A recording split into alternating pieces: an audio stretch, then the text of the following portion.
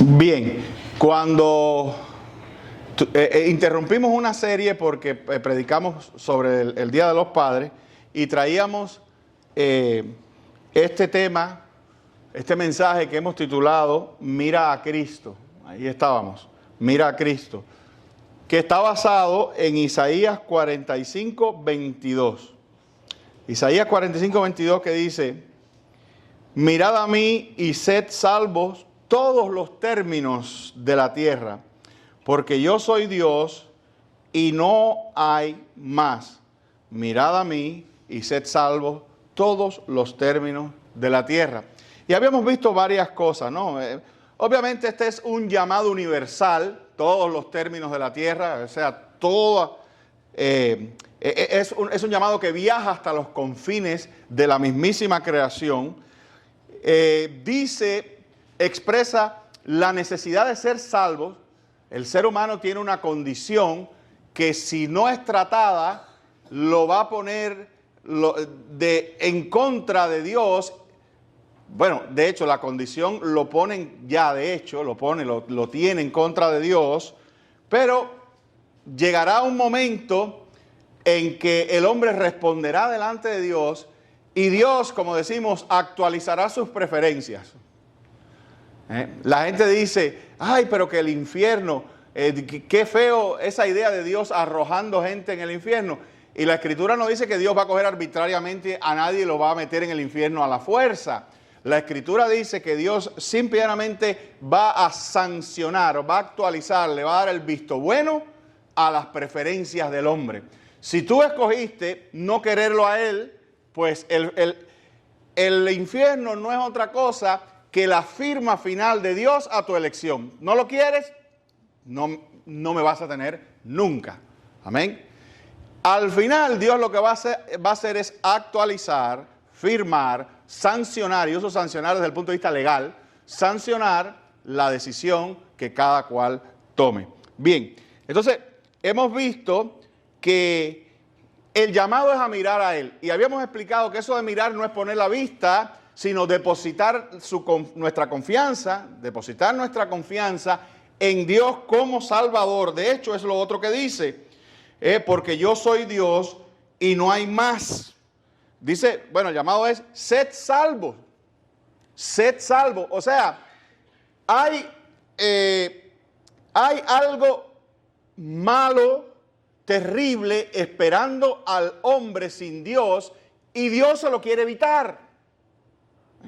Dios te quiere salvar. Dios quiere salvarte precisamente de esa condición contraria a Dios y su palabra, a la santidad de Dios que nosotros tenemos, que se llama pecado. Y eso lo vimos, lo estábamos explicando, ¿no? Y dice que no hay otro Dios, no hay otro lugar donde encontrar la salvación. Es como si la escotilla de salida de un barco, o mejor dicho, la escotilla de salida de un submarino que se está hundiendo es Jesús, es Dios. Amén. De hecho, esa palabra, esa imagen de puerta, está también en la Biblia. Cristo dice que eres la puerta. Amén. Entonces, el llamado es: confía en Jesús, entrégale tu vida a Jesús, deja que Jesús te salve, porque no hay otra manera de ser salvo del juicio de Dios y de la condenación. No hay otra manera. De hecho, yo siempre le digo a ustedes que la historia nuestra y la historia de la humanidad comienza en perdición. Nosotros no nacemos buenos y después nos volvemos malos. La Escritura dice que nosotros ya nacemos caídos. David decía, en maldad he sido concebido.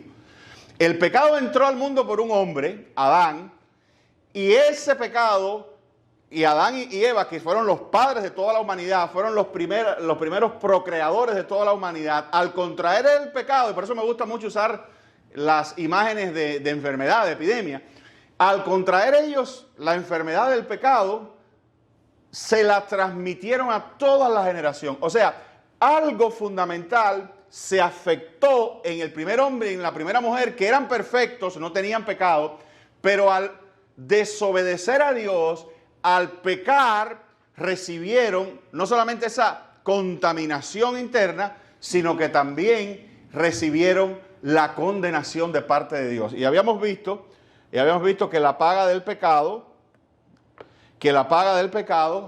es la muerte.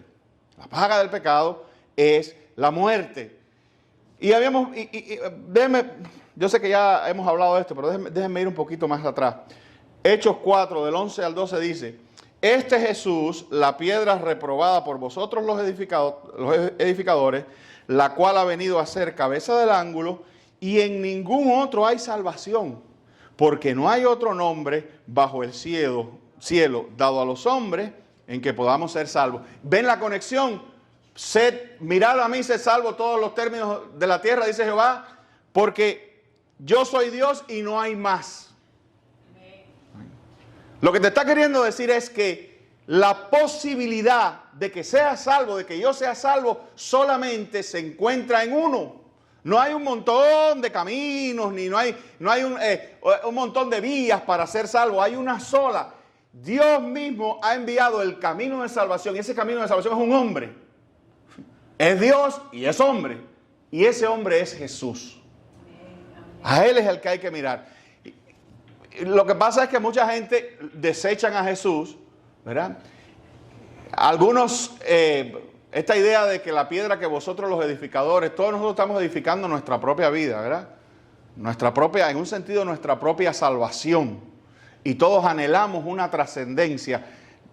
Todos anhelamos que la muerte no sea el final. Y no lo es. No lo es.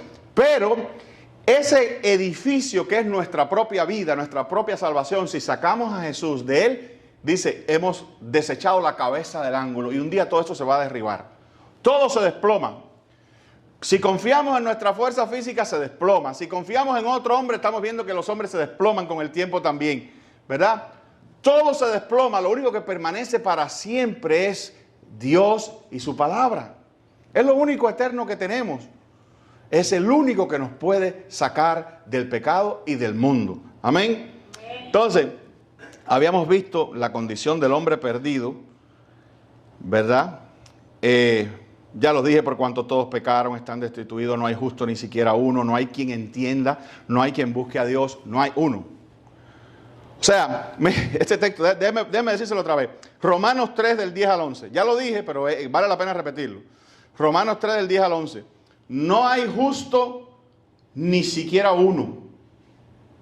No hay quien entienda. No hay quien busque a Dios. Tres cosas importantes. No hay justo ni siquiera uno.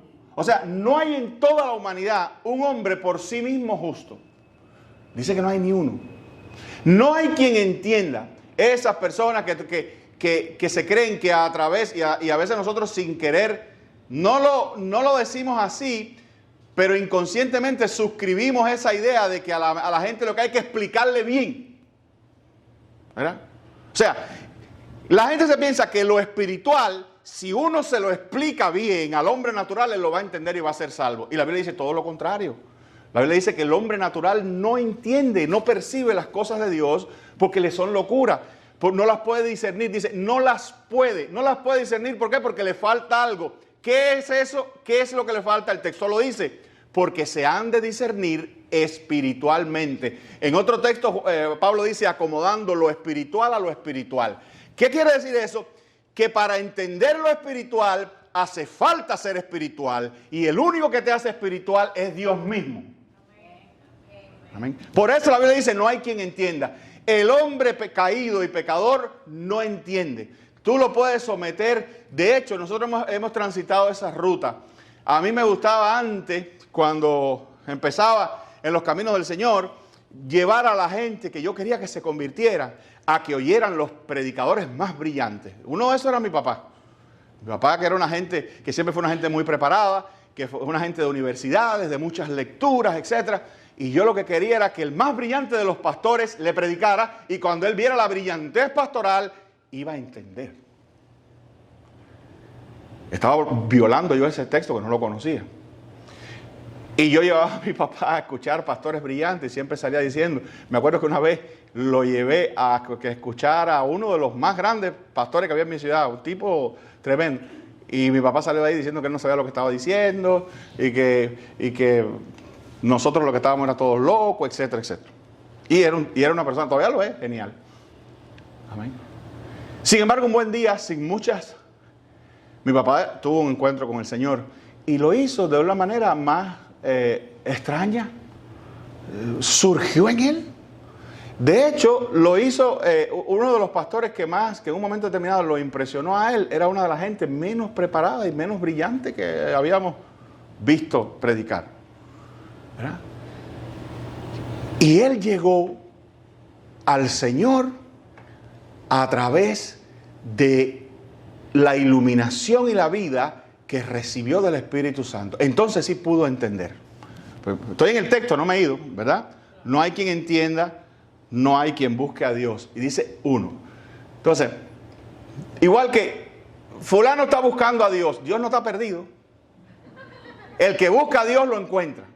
El que Dios atrae hacia sí, lo encuentra, ¿verdad?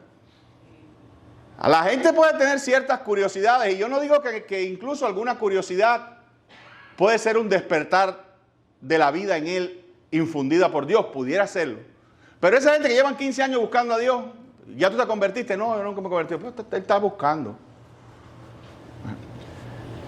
Cuando la luz de Dios viene a la persona es iluminada completa y se acabaron los misterios y las oscuridades. Bien, entonces, porque la paga del pecado es muerte, etc. Bien, ya habíamos visto esto, mas Dios muestra su amor para con nosotros en que siendo aún pecadores, Cristo murió por nosotros. Y yo les había explicado que Dios salva por sustitución. Nosotros, la condición... Ahora, obviamente, hazte esta pregunta. Pastor, si no hay justo ni siquiera uno, si no hay quien entienda, si no hay quien busca a Dios, estamos embarcados. Literalmente. Porque fíjense que este es el problema.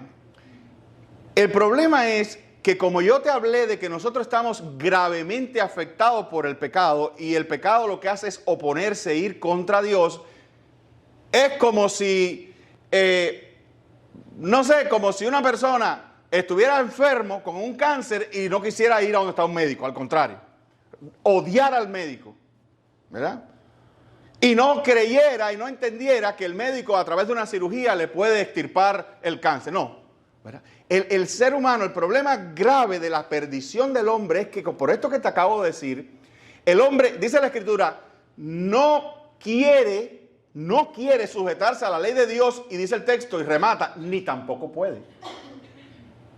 O sea, es tan grave la caída nuestra que estamos completamente a merced del mal y no tenemos la capacidad nosotros mismos de salvarnos, a menos que un agente externo intervenga. Por eso era lo que Lutero llamaba, creo que era Lutero mismo, que la salvación, la justicia viene de afuera, ¿verdad?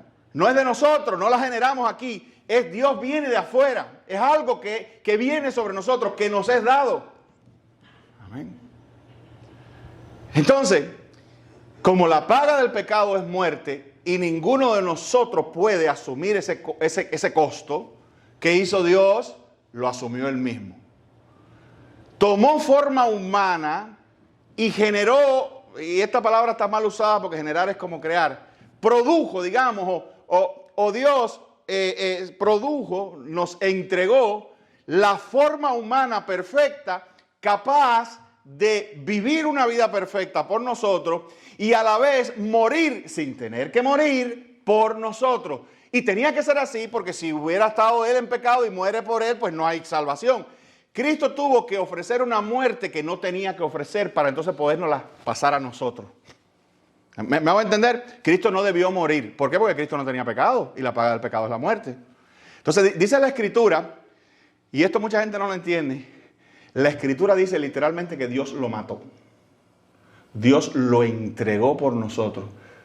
Dios, ante la fundación del mundo, decidió resolver el problema de la caída del hombre enviando una persona que muriera en lugar nuestro, pero que también tenía que no tener pecado. Porque si no, Dios, vamos a ver si lo pongo de esta manera. Dios quería generar un crédito de muerte para podérselo asignar a ti y a mí. Amén. Un superávit, como Y al morir Cristo, que no tenía que morir, pero murió. ¿Y qué hacemos con esa muerte entonces?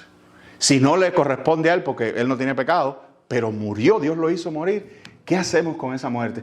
¿Qué hizo Dios? Un intercambio, una sustitución. Todo aquel que crea en eso, Dios le acredita la muerte de Cristo y es como si Él ya hubiera muerto y hubiera pagado. Amén. Amén. ¿Lo entienden? Eso es salvar por sustitución. Cristo es nuestro sustituto. Amén. Eso lo habíamos visto. Entonces, a ver. Por eso Juan decía, aquí el Cordero de Dios que quita el pecado del mundo. Dice, puesto los ojos en Jesús. Ahí quedamos, el autor y consumador de la fe, dice Hebreos 12:2. Y entonces Efesios 2, del 8 al 9, que lo vimos también, dice, porque por gracia sois salvos por medio de la fe, y esto no de vosotros, pues es don de Dios. ¿Qué cosa? La fe. La gracia es la fuente de la salvación, la fe es el instrumento por medio del cual la recibimos. Toda jactancia humana queda excluida. La fe es eso que Dios nos da. ¿Te acuerdas que dice el texto? No hay quien entienda, no hay quien busque. La fe es la capacidad de entender y de buscar.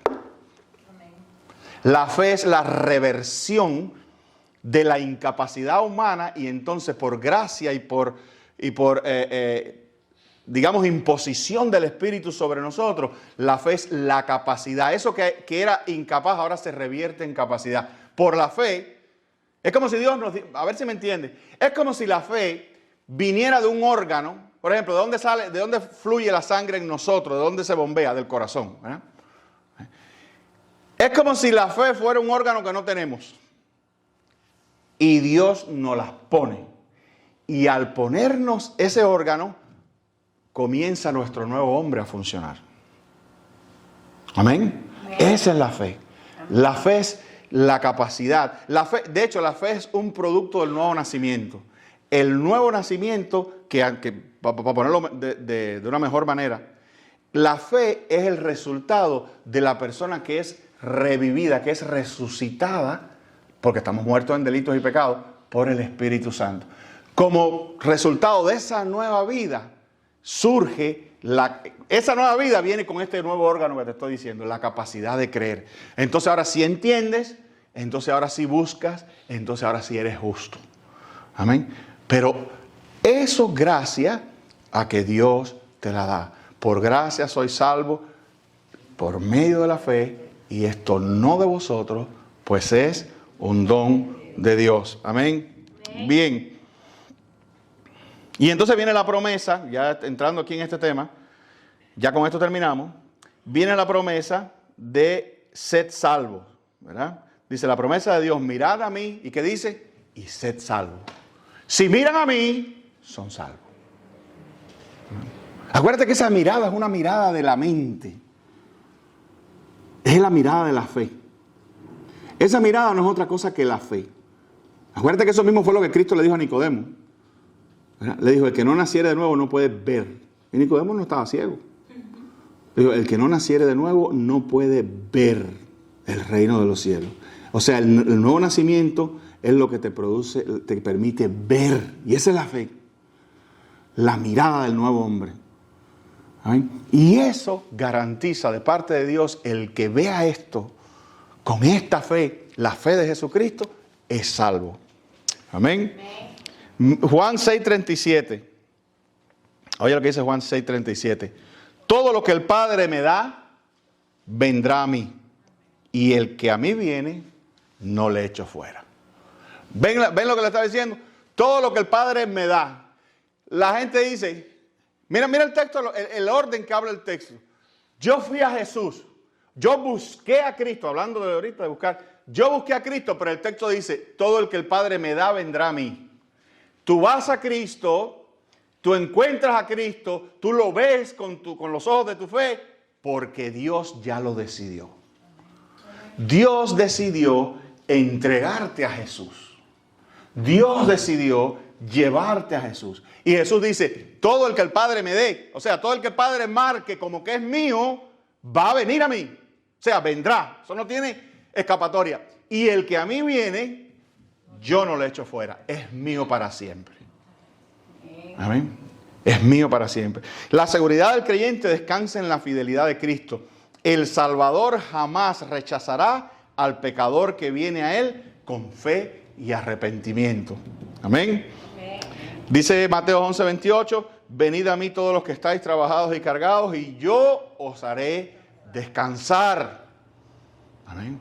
Trabajados y cargados, más que nada. La gente ve en eso un problema físico. Ay, que dice Cristo, si tú estás cansado del trabajo, ven a Él. Bueno, es verdad que tú estás cansado del trabajo y vas y oras y Dios te renueva. Pero eso tiene que ver también con los trabajos y las cargas del pecado en nosotros. Amén. Y dice, yo os haré descansar. Romanos 10:13 dice, porque todo aquel que invocar el nombre del Señor será salvo. Todo el que invoca a Cristo es salvo, será salvo, sin escape. Dios no perderá ninguna de sus ovejas. Jesús no va a perder ninguna de sus ovejas. Ninguna de sus ovejas caerá finalmente. Ningún escogido, ningún entregado por el Padre a Cristo Jesús se perderá jamás. Dios mismo lo garantiza. Es que nosotros no llegamos aquí por nuestros medios en primer lugar. Tampoco lo vamos a mantener. Imagínate tú, no llegamos a la salvación por nuestros propios medios y entonces sí tenemos que mantenerla por nuestros propios medios. Dios nos va a preservar. El acto de preservar no pasa muchas veces por nuestros sentimientos y cosas que decidimos, pero Dios estará con nosotros siempre. Somos de Él, somos sus ovejas. Amén. Amén. Por toda la eternidad. La promesa del Evangelio es amplia y segura. No existe pecador tan perdido que quede fuera del alcance de la misericordia de Dios. Si confesares con tu boca que Jesús es el Señor y creyeres en tu corazón que Dios le levantó de los muertos, será salvo. Romanos 10:9. Entonces vamos a ver aquí algunas aplicaciones. Número 1, mira a Cristo y no a ti mismo. Muchos miran su pecado y se desesperan. Otros miran sus obras y se enorgullecen. Pero la salvación no está en el hombre, sino en Cristo. Y Hebreos 12:2 te llama a eso, te dice, ya lo habíamos leído ahorita, dice, puesto los ojos en Jesús, el autor y consumador de la fe. ¿Tú sabes lo que quiere decir eso? Es como si Dios te dijera, si tú vas a armar, estoy pensando ahora en esta, la idea para que vean lo que quiero transmitir. A veces a ti te llegan muebles en caja y que tú tienes que armarlo y hay un manual. Y es como si Dios te estuviera diciendo, si tú quieres armar la complejidad de tu vida espiritual, mira al autor y al que escribió el manual, que es Cristo Jesús. Amén. Entonces, si tú quieres darle correcta, si tú quieres que tu fe tenga el correcto diseño, mira a Cristo.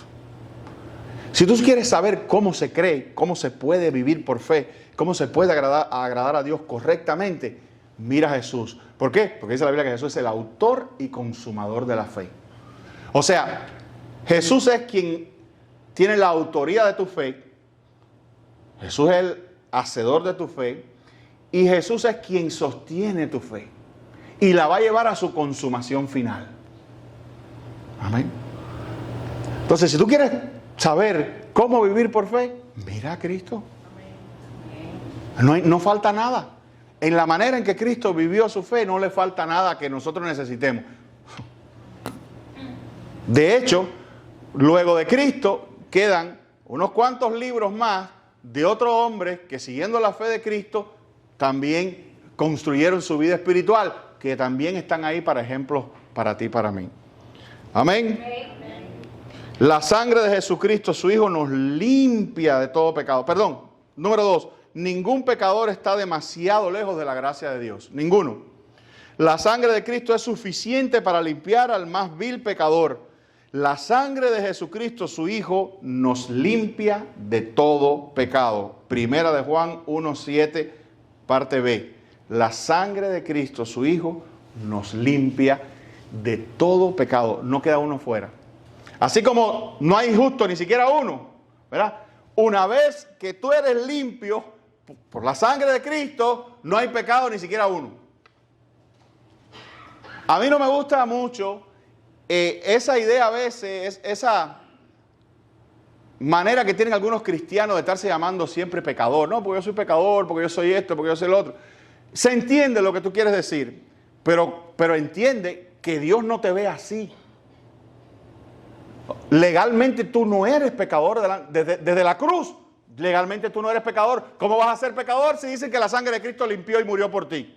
Entonces, ¿qué eres tú? ¿O eres pecador o no lo eres? Por eso la Biblia no te llama pecador. ¿Tú has visto a Pablo alguna vez diciendo, os saludo a ustedes pecadores de Roma? Eso es lo que dice Pablo, apóstol de Jesucristo, a los pecadores inicuos de la iglesia de Éfeso. ¿Es eso lo que dice? No. ¿Cómo les llama? Santos. Santos. Ay, pastor, ¿cómo eso me queda grande a mí? Te quedaba grande, pero a Cristo no. Y tu santidad no es tuya. Tu santidad es otorgada. Hay una palabra técnica teológica para eso. Imputada por Cristo Jesús a ti. Amén. Eso es lo que tú eres. Eso es lo que somos. Santos. Hay que tener cuidado con esa. En inglés dicen self-deprecation. Esa condenación. Y que yo soy un pecador. Y que yo soy un rastro. Y que yo esto. Y que yo soy. No te hables así. Pero cuando fallo, ¿qué hago? Tú vas, gracias Señor, es verdad, sí, gracias Señor, porque yo era un pecador, pero perdóname Dios de la gloria, porque ese no soy yo. ¿Tú sabes lo que yo hago? Vaya, te voy a dar una estrategia. ¿Tengo yo tentaciones? Claro que sí. ¿Como tú? Claro que sí. ¿Tengo yo a veces mordidas de la serpiente del pasado que a veces viene y me inocula un poco de su veneno? Claro que sí. ¿Y me lo sube a la mente? Claro que sí. Pero ¿tú sabes algo que yo digo? Yo digo, yo no soy así ya. Eso le digo a Satanás, le digo, lo siento, pero yo no soy así. Ese no soy yo. Perdóname, pero no. No acepto eso. Reprendo eso y renuncio a esas ideas que me tratan de definir, porque ya yo no soy eso. Y si hay algún problema, con Cristo, porque Cristo puso eso, aquello y recontra aquello, lo absorbió con una muerte atroz en la cruz. O sea que eso está bien pagado por la sangre preciosa. Pero es que el pecado es muy grande y la sangre preciosa es mucho más grande y más valiosa. El valor de la sangre de Cristo cancela y borra completamente la iniquidad y la perversión de mi pecado. Y ese no soy yo. Entonces, cuando el diablo quiera ponerte contra el piso y decirte, mira, oye, pero como tú, santo, y mira esto y esto, lo siento, pero eso no soy yo. Todo eso murió, todo eso fue clavado, torturado y desangrado en la cruz, en mi Salvador, en el cuerpo de mi Señor. Y Dios dijo, consumado es. Y lo levantó al tercer día, dando prueba de que había aceptado su muerte por todos nosotros. Amén, hermano. No, yo creo que a ustedes eso no les cuadra mucho. ¿Qué va? Toda la gloria pertenece al Señor. Si hemos sido salvos, no tenemos nada de qué gloriarnos. Todo procede de la gracia de Dios. Por eso estas doctrinas siempre históricamente le han dado más gloria a Dios y han sacado al hombre de la ecuación. Toda la gloria sea para Dios. Eso lo tuvo bien claro Calvino, lo tuvieron bien claro los reformadores, lo tuvieron bien claro los puritanos, lo tuvo bien claro la iglesia bautista en sus principios. Toda la gloria pertenece a Dios y esta salvación es algo que nos han dado, que hemos recibido. Nosotros no hicimos nada ni la merecíamos. La hemos recibido por gracia. Amén. Si hemos sido salvos no tenemos nada de que gloriarnos, todo procede para que, como está escrito, el que se gloría, gloríese en el Señor. Gracias, mi Señor. Gracias por escogerme, gracias por llamarme, gracias por darme la luz, la revelación. 2 Corintios 6:2. Concluyo. Juan 3:16, porque de tal manera amó Dios al mundo que ha dado a su Hijo unigénito para que todo aquel que en Él cree, muy importante, se presente, porque eso lo que está diciendo es que eso identifica, no está hablando de una condición, y hay mucha gente que malinterpreta en ese texto. Porque de tal manera amó Dios al mundo que ha dado a su Hijo unigénito para que todo aquel que en Él cree tenga vida me perdí, no se pierda, mas tenga vida eterna. Oye, no se pierda. Y una cosa importante, que yo te he dicho otras veces, es contracultural. Jesucristo va a venir a salvar al mundo. Este es su mundo. Este no es el mundo. Yo te lo digo, no te lo he dicho 1000 veces. Este no es el mundo de Satanás. Satanás no se va a adueñar de este mundo, entonces nosotros nos van a sacar de aquí para que Satanás acabe con este mundo y entonces a los 7 años venir y no va a pasar eso. La iglesia cristiana va a conquistar. Cristo va a someter todos los reinos a los estrados de sus pies, ¿verdad? Él va a salvar este mundo, este no es el mundo de Satanás. Dios no va a agarrar y va a decir, ay, esta obra de mis manos la perdí y no pude hacer más nada. Lo más que pude hacer es sacar a mi pueblo de ahí como en un helicóptero, como saliendo de Saigón, para que entonces acaben. No. Van a haber temporadas malas, pero van a haber temporadas gloriosas y eso va a ir en un crescendo hasta que la tierra sea llena del conocimiento de la gloria de Dios. No lo veremos nosotros, no lo verán nuestros hijos, no lo verán nuestros nietos, pero eso será firme. Será firme. Dios, de hecho, es la promesa a Cristo. Siéntate a mi derecha hasta que ponga a tus enemigos por estrado de tus pies. Una promesa que le hizo Dios. Bien, la manifestación suprema del amor de Dios es la entrega de su Hijo por pecadores. Cristo es el único y suficiente Salvador. Todo aquel que cree en Él posee la vida eterna. No te pido que mires a una iglesia, ni a un predicador, ni a tus propias lágrimas. Mira a Cristo. No te apoyes en tus sentimientos, sino en la obra perfecta del Salvador. Un vistazo de fe al crucificado puede traer vida eterna al alma que perece. Y Proverbios 3:5 dice, fíate de Jehová de todo tu corazón y no te apoyes, ¿en qué cosa? En tu propia prudencia. No te apoyes en las ideas que tú tienes de qué es lo que tú necesitas, de qué es lo que has. Fíate de Jehová de todo tu corazón. Ante la ignorancia o ante la indecisión o la duda, fíate de Jehová. Y Señor, me refugio en ti. No sé qué hacer, pero confío en ti y mi vida está depositada en ti. Ayúdame. Confío en ti. Amén. Amén. Mirad a mí y sed salvos todos los términos de la tierra, porque yo soy Dios y no hay más. Amén. Que Dios nos bendiga, queridos hermanos.